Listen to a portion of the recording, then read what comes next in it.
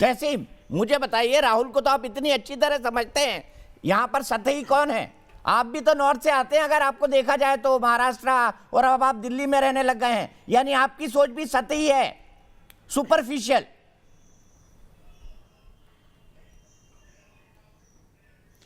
दीपक जी, सबसे पहले तो सुधांशु जी की मैं बहुत ज़्यादा इज्जत करता हूँ। सुधांशु जी मुद्दे की तय पर हमेशा जाते, मुद्दे की डिटेल में जाते, लेकिन कभी कभी कुछ चीज़ें भूल जाते।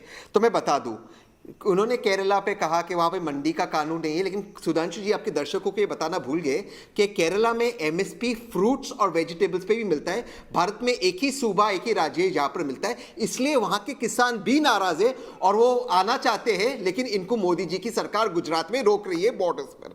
अब दूसरी बात देखिए दीपक जी, मैं आपकी भी बहुत इज्जत करता हूँ, आप जानते हैं मैं व्यक्तिगत तौर से आपकी बहुत रिस्पेक्ट करता हूँ।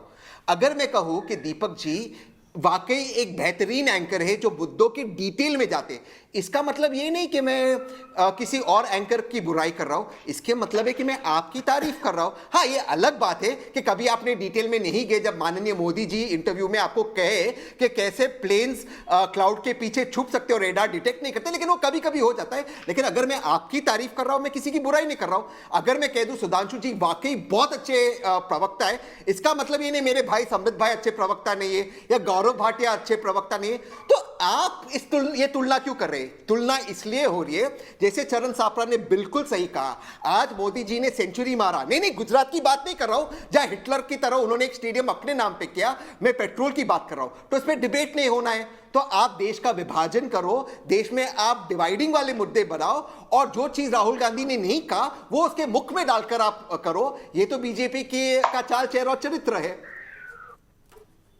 नहीं, मैं समझ नहीं पाया सुपरफिशियल क्यों कहा उन्होंने। आपने भी नहीं एक्सप्लेन किया कि सुपरफिशियल क्यों कहा।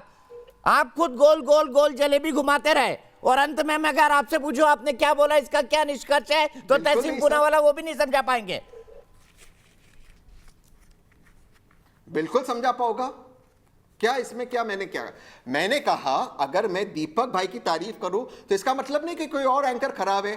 अगर मैं कहूं सुधांशु जी हर डिबेट के डिटेल में जाते, इसका मतलब ये नहीं बीजेपी के अगले प्रवक्ता नहीं जाते। मैं अगर आपकी तारीफ करता हूं, इसका मतलब नहीं मैं किसी और को नीचे डाल रहा हूं। आप राहुल गांधी का स्टेटमेंट मेरे सामने है, आप मुझे बताओ उन्होंने कहा उत्तर प्रदेश के बारे में एक शब्द खराब कहा? उन्होंने सिर्फ ये कहा नॉर्थ इंडिया और साउथ इंडिया की राजनीति अलग है। तो अलग तो है, महाराष्ट्र की और गुजरात की राजनीति अलग है जहां से चरण आता है। आपने वो गाना सुना है? और टाइम्स नाउ अलग चैनल है। समझने वाले समझ गए, ना समझे जो अनाड़ी है। तो आपने वो गाना सुना है तहसीन पूनावाला? समझने वाले समझ गए हैं, ना समझे वो अनाड़ी है। अजीब अजीब राहुल गांधी का बयान समझने वाले समझ गए। अजय आलोक जी को लाना चाहूंगा। अजय आलोक जी, राहुल गांधी का बयान क्या जलेबी की तरह सीधा है? जितनी जलेबी तहसीन पूनावाला बनाने की कोशिश कर रहे हैं अजय आलोक जी।